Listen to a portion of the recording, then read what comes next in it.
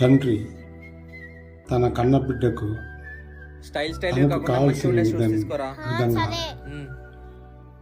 డబ్బుల యొక్క విలువను తెలియజేస్తూ సరే బాబు, ఇదిగో తీసుకో. చాలా చక్కగా వివరించారు చూడండి.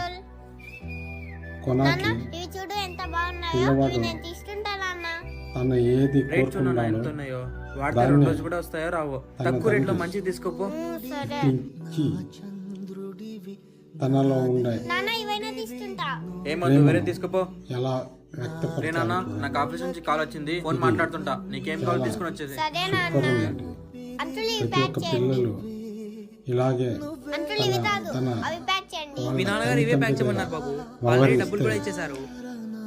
పిల్లలకు ఈ ఆబాధ కలగదండి. ఇది పిల్లల కన్నా పెద్దవాళ్ళే తెలుసుకోవాల్సిన విషయం.